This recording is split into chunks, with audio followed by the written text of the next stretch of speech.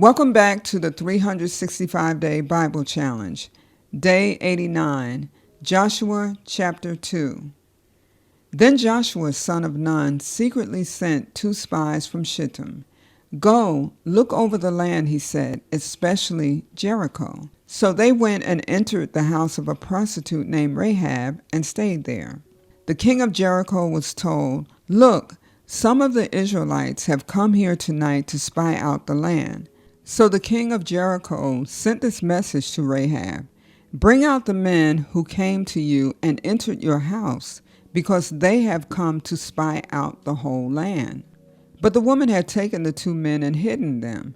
She said, "Yes, the men came to me, but I did not know where they had come from."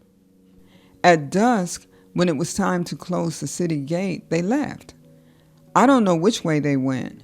Go after them quickly. You may catch up with them." But she had taken them up to the roof and hidden them under the stalks of flax that she had laid out on the roof. So the men set out in pursuit of the spies on the road that leads to the fords of the Jordan. And as soon as the pursuers had gone out, the gate was shut. Before the spies lay down for the night, she went up on the roof and said to them, "I know that the Lord has given you this land, and that a great fear of you has fallen on us, so that all who live in this country are melting in fear because of you. We have heard how the Lord dried up the water of the Red Sea for you when you came out of Egypt, and what you did to Sihon and Og, the 2 kings of the Amorites east of the Jordan, whom you completely destroyed. When we heard of it, our hearts melted in fear, and everyone's courage failed because of you. For the Lord your God is God in heaven above and on the earth below. Now then, please swear to me by the Lord that you will show kindness to my family, because I have shown kindness to you.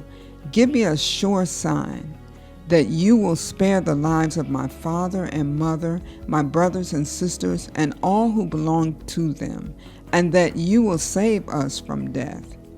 Our lives for your lives."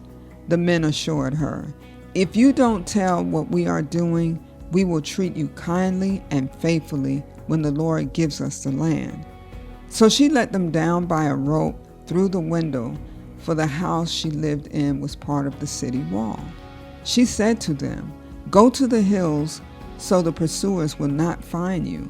Hide yourselves there 3 days until they return, and then go on your way."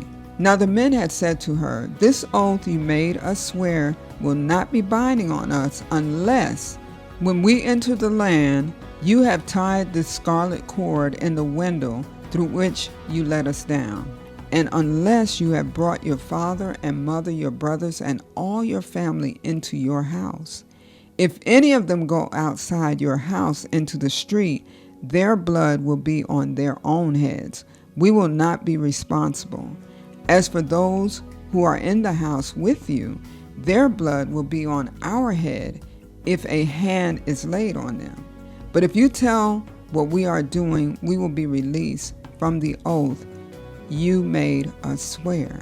"Agreed," she replied. "Let it be as you say." So she sent them away, and they departed, and she tied the scarlet cord in the window. When they left, they went into the hills and stayed there 3 days, until the pursuers had searched all along the road and returned without finding them. Then the 2 men started back.